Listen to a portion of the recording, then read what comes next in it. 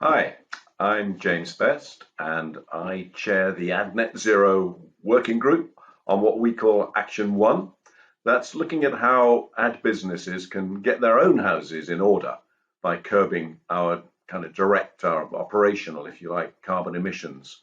And I'm lucky enough to have Rachel Boland, Head of Sustainability at Engine Group, one of the UK's leading agency, media and marketing services groups here, to tell us how they've taken action to shrink their carbon footprint.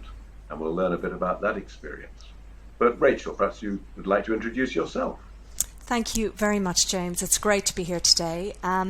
As you've kindly introduced me, Head of Sustainability at Engine. And Engine, for those that aren't aware, is made up of a number of areas of expertise within the Engine Creative pillar, which is focused on the advertising, integrated advertising side of things, but also Engine Communications and Transformation, all looking at public relations and experience and innovation and digital and data technologies. So there's a lot going on at Engine, and it's an exciting time, obviously, to be bringing the Ad Net Zero framework into the business and building on it from there. Fantastic. And we're going to learn about that experience shortly. But first, just a word about the Ad Net Zero Essentials Guide that our supporters are launching today.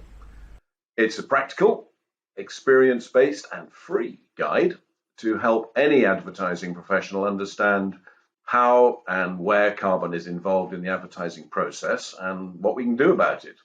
The guide is what we've loosely called advertising businesses, by which we mean, I guess, all types of agencies: creative, media, direct, promotional, PR, specialist or generalist, plus others for whom marcoms are the core business.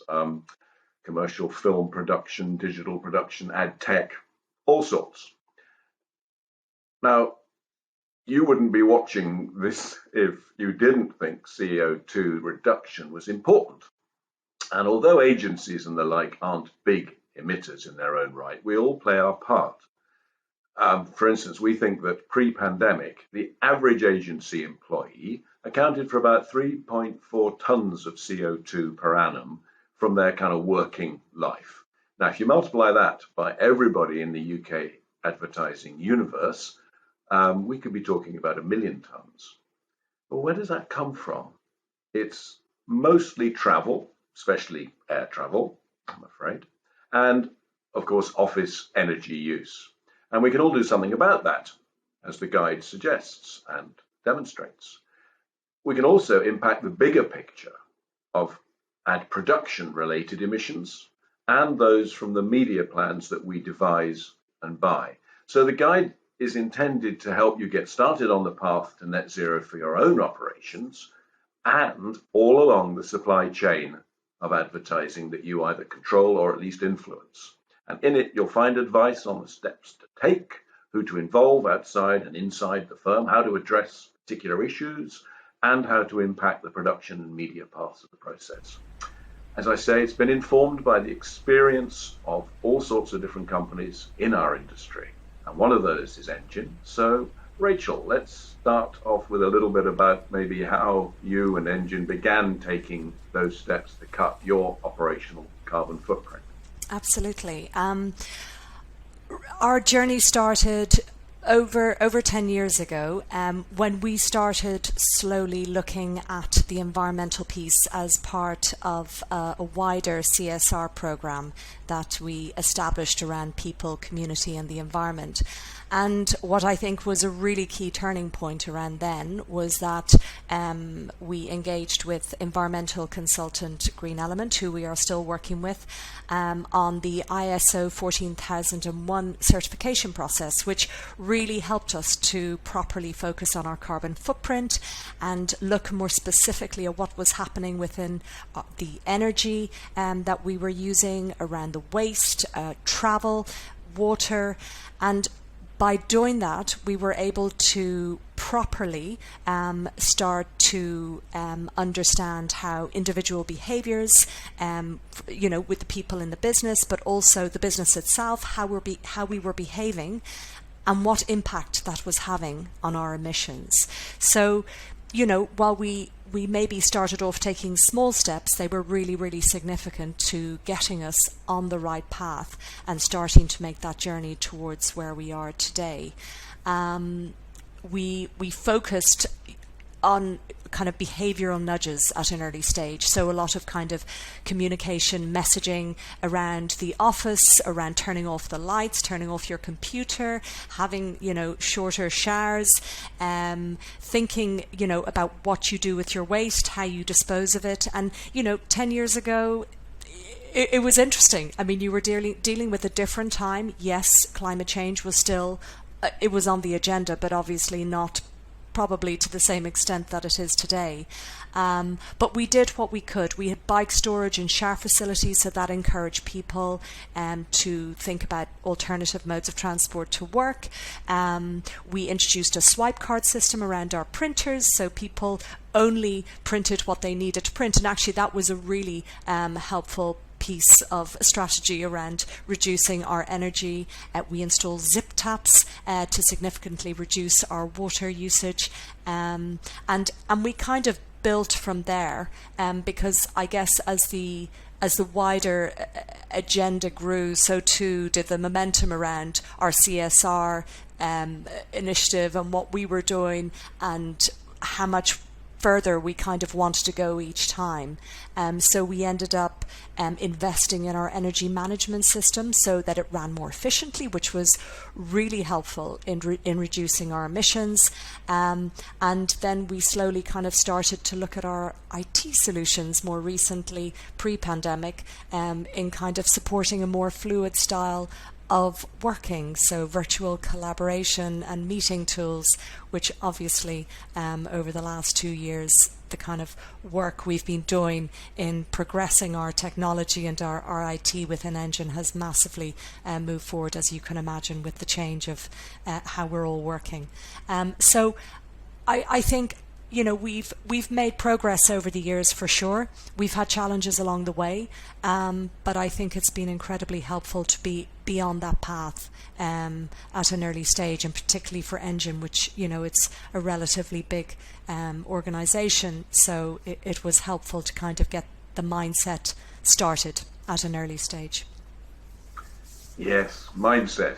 Very good word to finish on in a way, because as you've said, it involves getting lots of people behind the initiative, behind the policies. Yeah. I guess senior management driving, as well as a lot of people just within the organization wanting to do something, and perhaps some not wanting to do very much. So what were the kind of challenges that you found along the way? Because it's quite an involved process.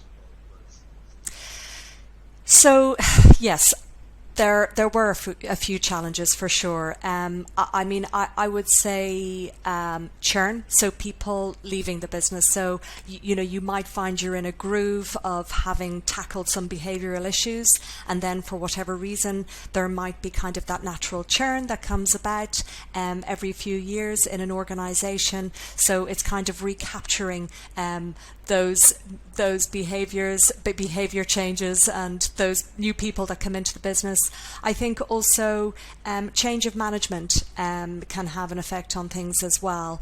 And while the CSR piece was important all those years ago within the Engine business, it's in a quite different space now, because as head of sustainability, it's probably more fully on the agenda. So it's part of our remit, and it's massively helping us to move forward. But I think until you get to that point, when I was involved in it all those years ago, it was loosely part of my remit, but it built over time because it was an area I was extremely keen to focus on and progress. But I think it does hugely benefit if you can find somebody to lead in the area, or if not lead, to officially work it in to somebody's remit, because it needs to be, very much on the agenda, very much a goal, and a goal shared right across the business in order for it to move forward. Yes, and of course it has moved, as you say, up the agenda for, I think, managements in every sort of company, whether they be client companies, our own companies, our supplier companies. It Yeah. really does now command a lot of attention, as well as amongst the people in our Yes. businesses, as we've seen across all of AdNet Zero's supporters. I think you set up a what we might call a green team, and got some good cross-disciplinary input to the actions that your people are doing. Yes, absolutely. So shortly after moving into the role of head of sustainability at the start of this year, I knew that, just going back to the point about having that endorsement, having that backing from the top, I knew that one of the really key things for me to do in order to properly move forward in this space, or for Engine to move forward in this space, was to get the official backing from the exec.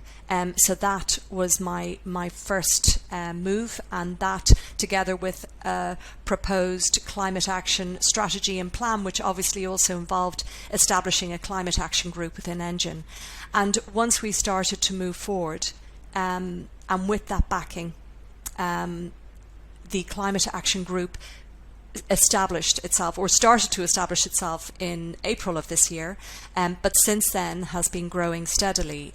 And it's amazing to see the number of people who've joined the group, and not just from the Engine creative, not just from the integrated advertising side of the business, but all the other sides around comms and transformation, and all the service design team. And it's really important, because not only is it invaluable to have people in that team as part of that who are passionate about climate change and who really want to make a difference, where helping our environment and reducing emissions and thinking about the nature piece is concerned, so too is having that breadth of skills and knowledge, and insights and thinking, because it really enriches what's going on. The whole diversity of thought comes into play.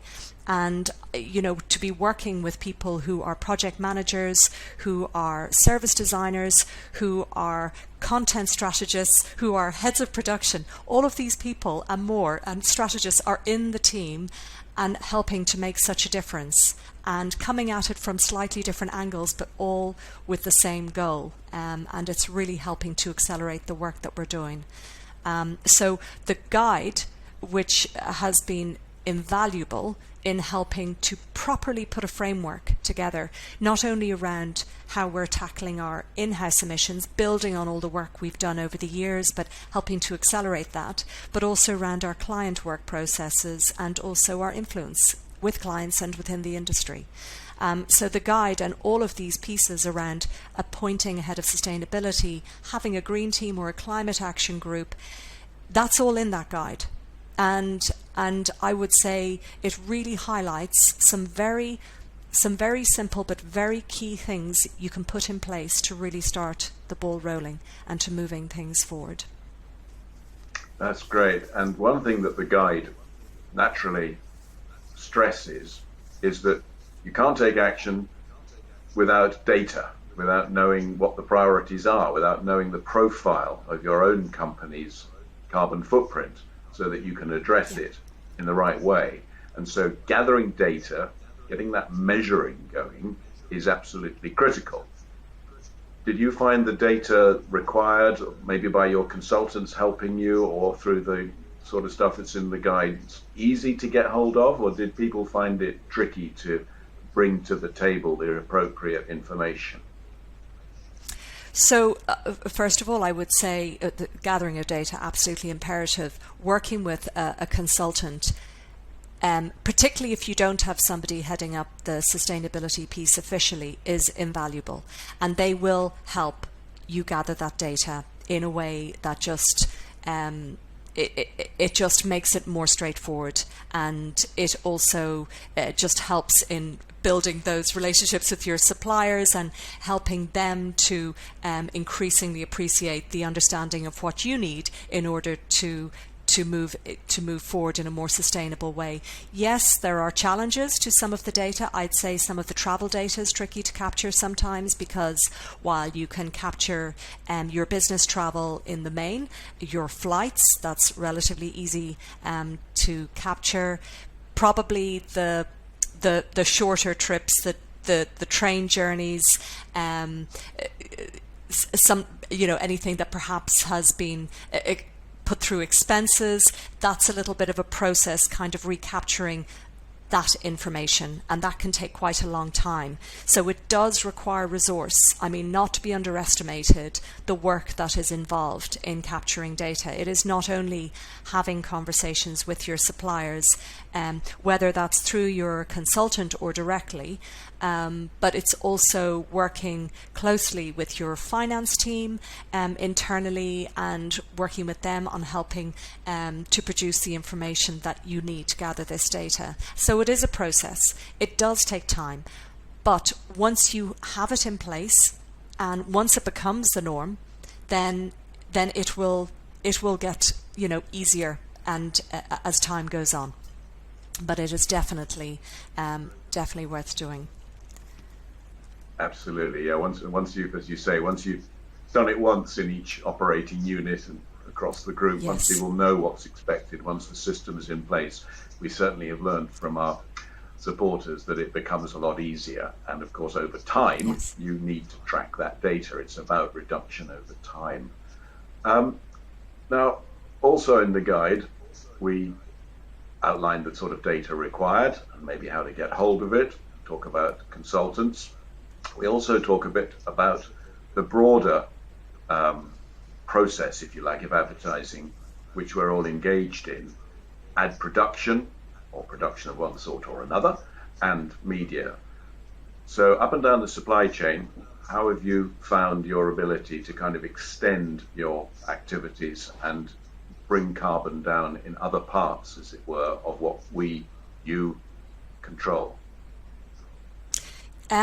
So one of the first things on our agenda was to establish a new supplier policy and supplier code of conduct, which properly laid out our values and our expectations of the suppliers with which we work.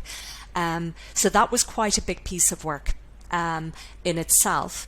The next stage of that, and we have implemented in part, but in the coming months we're going to be working with all our key in-house suppliers especially on implementing that more fully. But what we have been able to start work on is around the sustainable production piece, because we are fully engaged with Add Green, which has been amazing. The free training that they have offered, we availed of a number of months ago, and we are still sending people forward for the training, not only those that work in the production team, but also the creatives, the account teams, just so everybody can have an understanding of what's required and the thinking around it and behind it.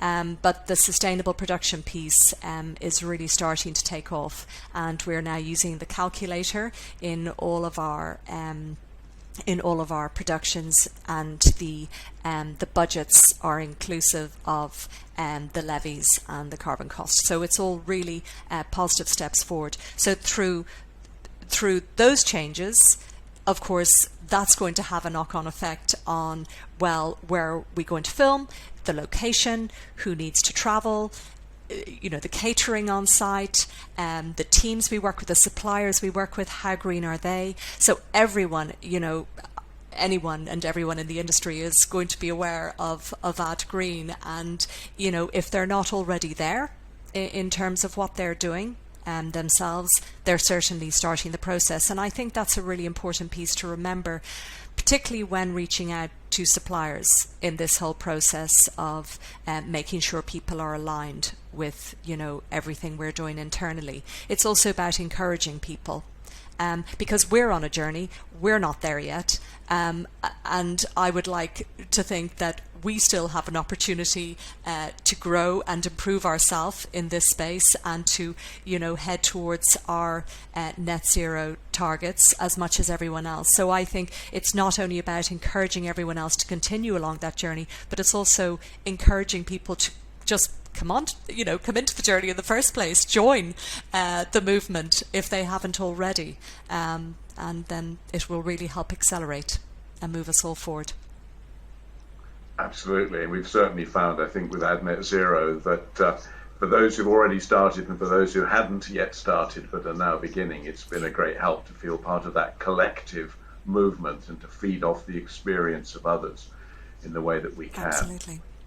And what about the client side? What have your clients' responses been to the sort of actions and policies that you've been putting in place?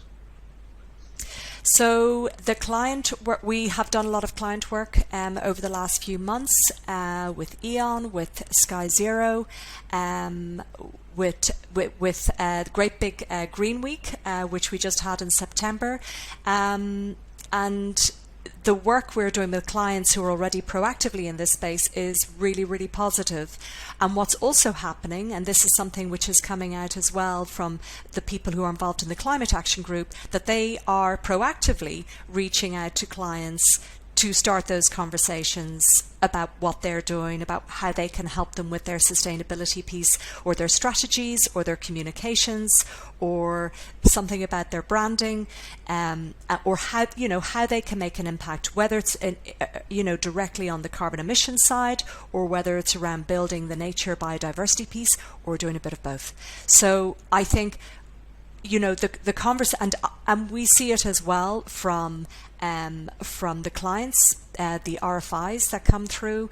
We see it from pitch work that comes through. Clients want to hear our story more and more, and the questions coming from clients are so very different to what they were 10 years ago or even 5 years ago. Far more granular. The expectations have gone up, the detail that they're looking for, the evidence that we are doing, something significant to support climate change, to support the race to net zero. So it's really encouraging, really encouraging. Yeah, and that is so important, isn't it? That encouragement from and the ability to encourage the client side, and those expectations, which, as you say, are growing, and they need to see that you are doing the right things. You are collecting the data, you are measuring, you are reducing. Fantastic. Well, one last question. The guide also talks a little bit about offsetting. Now, we feel that reduction is, of course, the key. Ultimately, there are some irreducible emissions. Do you have any experience at Engine of using any offsetting services? So, not directly. We have engaged with our travel management company, our business travel company, as they have a relationship with an offsetting company. So we are exploring it initially through our business travel company. But we haven't as yet started the process of speaking to people directly about it, but we are looking at it through our travel company at present. But it is something we will look at in the coming months. We have just got a few other stages which we're quite keen to get off the ground, because for us, I guess, offsetting is the kind of last resort. So we really want to put in place as much as we can on reducing our emissions in earnest, seeing what we can do on that front before we start thinking about the offsetting piece. But we are starting to have conversations in that space. No, well, you're absolutely right. And I'm very glad to hear you say that the real imperative and the drive is to reduce and not to use offsetting as an excuse. That is really interesting, Rachel, and very impressive. And as you were saying, Engine started along this path, perhaps an early adopter, as it were, some time ago. Others have been joining in ever since, and more are yet to come. And the supporter group of AdNet Zero keeps growing and growing. And hopefully the value of AdNet Zero to its supporters similarly grows, and to the industry at large. And the guide, the Essentials Guide that's coming out now, is for everybody. It's to share with anyone and everyone in the industry and around the industry. Please make good use of it, and hopefully you'll find really useful practical stuff in it based on the real life experiences of companies like your own, whatever that may be. So with many thanks to Rachel, I think that's us done. Thank you, James. Thank you very much.